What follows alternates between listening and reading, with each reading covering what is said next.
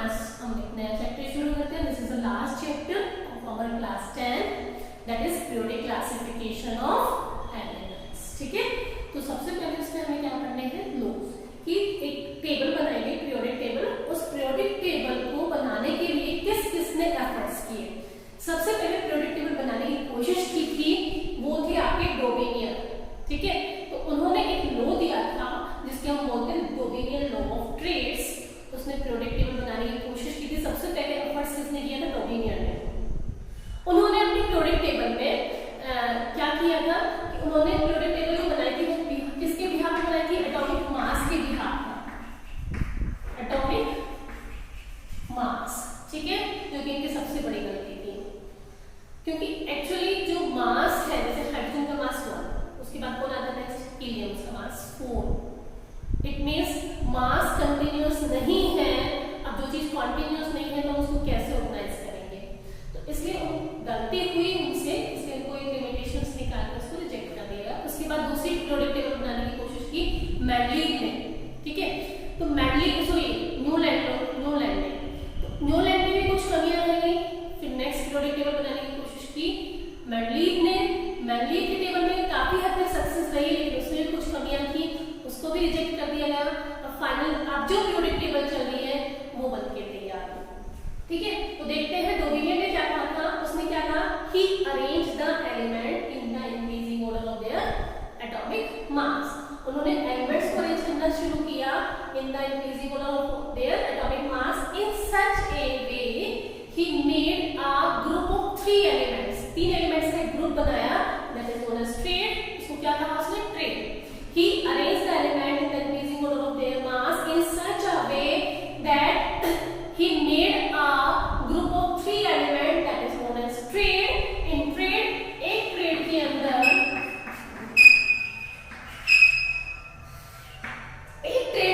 तीन एलिमेंट्स थे, जैसे आपका लिथियम, सोडियम और पोटेशियम। ठीक है, इसका मास कितना होता है, 9, 23 एंड 39।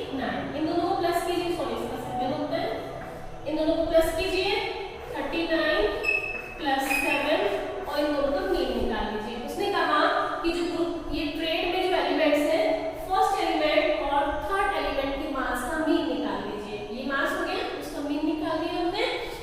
कितना है, 39 plus 7 that is 46 upon 2 it will be 23। यानी कि किसने कहलाया, मास ऑफ मिडल एलिमेंट। ये डोबेनियर ने कहा था। प्रॉपर एक स्टेटमेंट फिर से सुन लीजिएगा।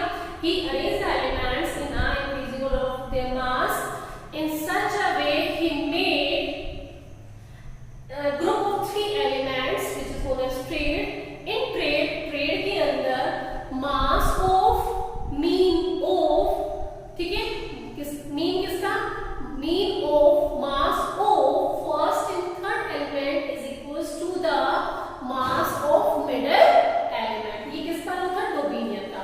लेकिन डोबेनियर उस टाइम से 3 ही ट्रेड्स निकाल पाया था। एक ट्रेड तो आपका ये था, दूसरा ट्रेड आपका कैल्शियम, स्ट्रोंशियम, बेरियम का था, कैल्शियम, स्ट्रोंशियम और बेरियम का था। और तीसरा ट्रेड था आपका क्लोरीन और ब्रोमीन का था। तो these 3 trades were made on this behalf।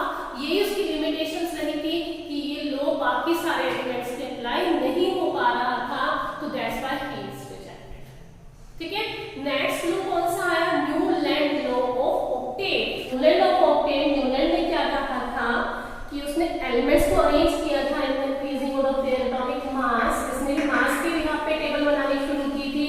He arranged the element in the increasing order of their mass in such a way every first and 8th element have same property. Every first and 8th element have same property. अब 8th element की property same होगी तो उसको इसके नीचे रखेंगे। ठीक है, यानी ये 1 2 3 4 5 6 7 8 3 नहीं आ जाएगा। और he was inspired this by the musical जो नोट्स होते हैं, स्वर, सा रे गा मा पा धा नी, और फिर सा आ गया, जैसे सा रे गा मा पा धा नी, और फिर सा नहीं आ गया। यानी कि फर्स्ट एंड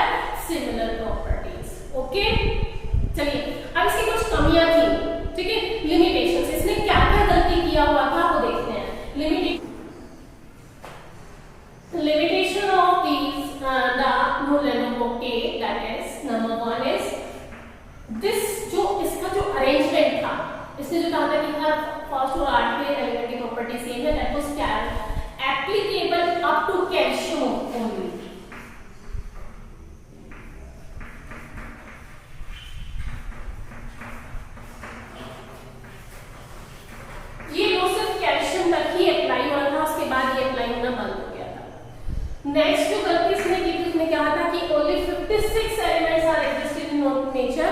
अब इसे 56 एलिमेंट ही पता है, no other will found in future, आगे और कोई एलिमेंट एग्जिस्ट करता ही नहीं है, इसलिए कोई और नई डिस्कवरी भी नहीं होगी। Only 56 element are existed in nature, no new elements will found in future, कोई नया एलिमेंट्स नहीं पता लगेगा। इसकी फिर से ये गलती थी कि बहुत बड़ी भविष्यवाणी करा था, जबकि आज देखते हैं 103 एलिमेंट तो हमारे पीरियोडिक टेबल में चल ही रहे हैं, लेकिन 114 से ज्यादा की डिस्कवरी हो चुकी है जो अभी इंक्लूड नहीं हुए हैं। नेक्स्ट इसने कुछ ऐसे एलिमेंट्स, देखिएगा जरा आप पीरियोडिक टेबल में देखिएगा वहां पर, तो आपको साफ साफ देख सकते हैं कि जो फ्लोरीन, क्लोरीन और जो ब्रोमीन है उनके साथ साथ कोबाल्ट और निकेल को भी रखा गया है नीचे, ठीक है, रखा है, जबकि ये हेलोजन से और ये ट्रांजिशन मेटल है, इन दोनों की प्रॉपर्टी मैच ही नहीं करती, फिर भी उन्होंने एक ही ग्रुप में रख दिया इसको, that is again a blunder mistake by him, ठीक है। नेक्स्ट क्या गलती किया हुआ, एक ही स्लोट में जहां एक एलिमेंट आना चाहिए था एक से ज्यादा एलिमेंट रखते हो, जैसे निकेल और कोबाल्ट को एक साथ रख दिया उन्होंने, देख सकते हैं ना वहां पर कि निकेल और कोबाल्ट एक साथ दिख रहे हैं कि एक ही स्लोट में दो एलिमेंट्स कैसे एग्जिस्ट करेंगे। तो these are the some limitations were found in the Newland periodic table, तो दैट्स व्हाई इसको क्या कर देगा, रिजेक्ट कर देगा। अब नई टेबल फिर से बनाने की कोशिश करी, किसने कोशिश किया, मेंडलीव ने। मेंडलीव काफी हद तक सक्सेसफुल रहा था, मेंडलीव के कुछ पॉजिटिव पॉइंट्स थे जो अभी तक भी हमने विड्रॉ किए हैं किसमें, अपने मॉडर्न पीरियोडिक टेबल में, लेकिन कुछ कमियां थी उसको सॉर्ट आउट कर लिया गया था। तो नेक्स्ट टेबल किसने बनाई थी, मेंडलीव ने।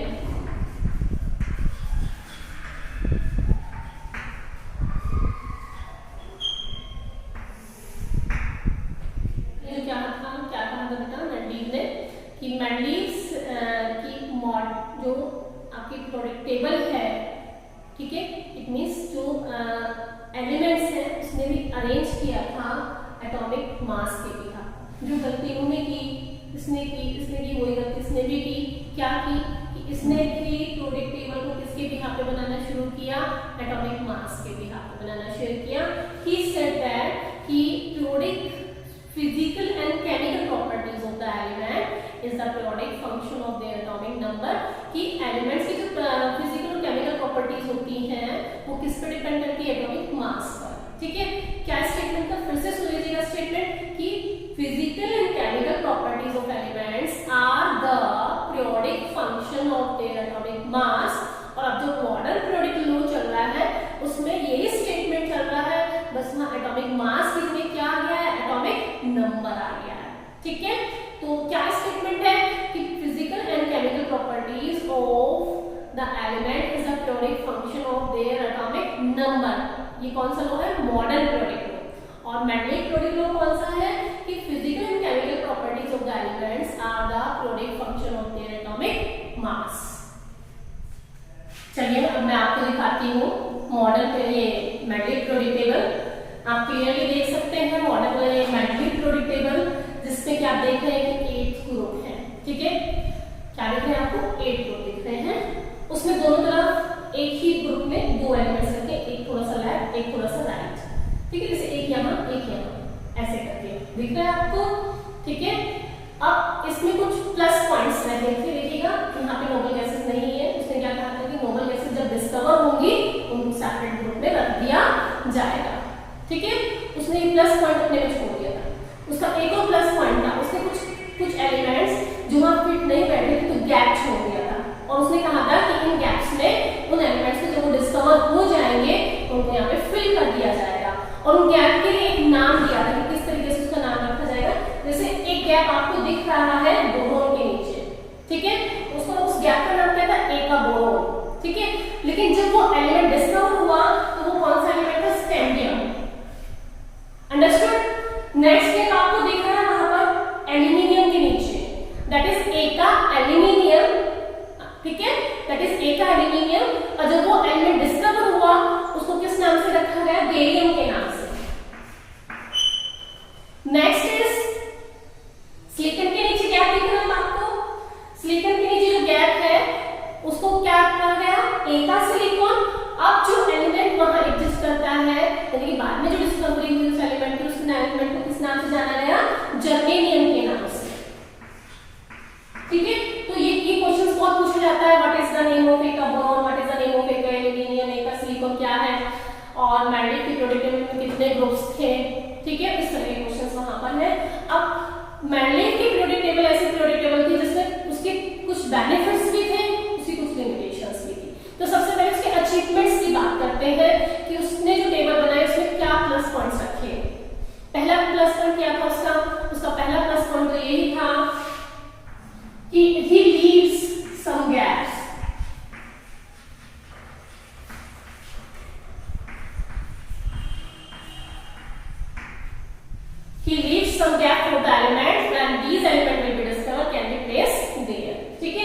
लिखेंगे इसको।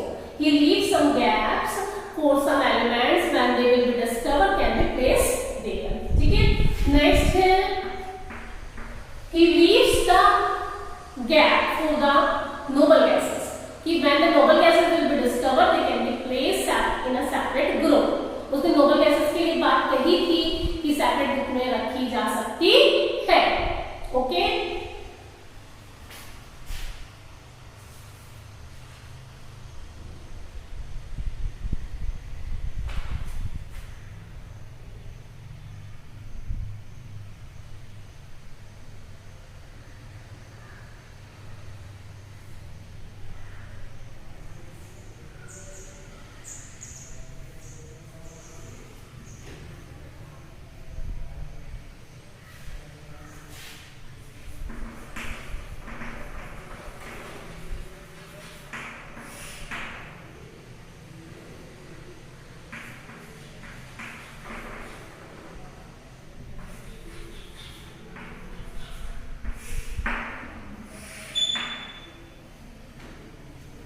ओके बेटा, उसके अचीवमेंट्स में क्या था, उसने कुछ गैप्स छोड़ दिए थे कि जब ये एलिमेंट डिस्कवर होंगे कैन बी प्लेस्ड देयर। उसने नोबल गैसेस के लिए भी कहा था कि नोबल गैसेस जब डिस्कवर होंगी तो उनको एक सेपरेट अलग ग्रुप में रख दिया जाएगा। उसने मतलब नोबल गैसेस के लिए भी जगह दी है, उसने कुछ गैप्स के लिए भी जगह दी है, लेकिन उसे कुछ क्या है लिमिटेशंस भी हैं।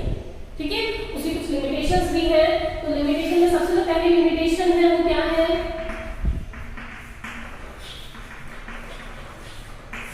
सबसे पहली लिमिटेशन है पोजीशन ऑफ आइसोटॉप्स।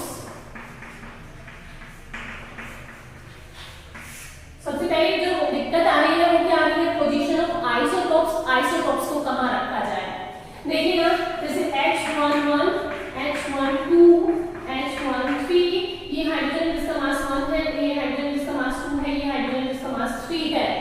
अब क्योंकि ये तीनों ही हाइड्रोजन है, अकॉर्डिंग टू मेंडलीव के अकॉर्डिंग इनका मास डिफरेंट है, तो इनको डिफरेंट जगह रखा जाएगा, लेकिन एलिमेंट तो एक ही है। ठीक है, तो ये कमी रह गई थी कि he was unable to explain the correct position of isotopes. वो आइसोटॉप्स की करेक्ट पोजीशंस को नहीं बता पाया था। नेक्स्ट है करेक्ट पोजीशन ऑफ हाइड्रोजन।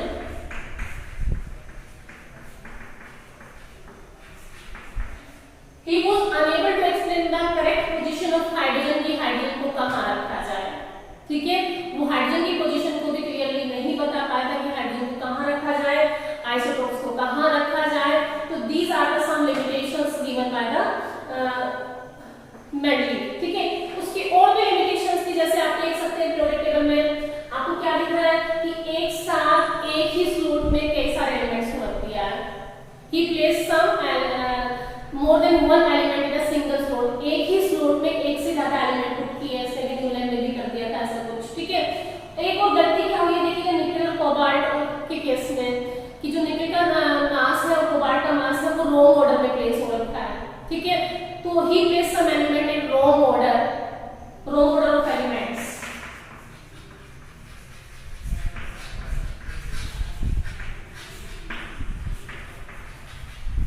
ठीक है, तो these are the some limitations of the Mendeleev. इसकी लिमिटेशंस बहुत इंपॉर्टेंट है, काफी बार पूछी जाती है।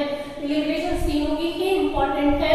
तो this is all about the आज जो हमने लॉज पढ़े, कौन कौन से लॉज पढ़े हमने, डोगेनियन लॉ ऑफ ट्रेड पढ़ा, न्यूलैंड लॉ ऑफ ट्रेड पढ़ा, न्यूलैंड लॉ ऑफ ऑक्टेट और उसकी लिमिटेशंस किया, मेंडलीव लॉ के अचीवमेंट्स और उसकी लिमिटेशंस किया। इसके बाद मॉडर्न पीरियोडिक लॉ बताया है सिर्फ कि physical and chemical properties of elements are the periodic function of their atomic number। yes, number।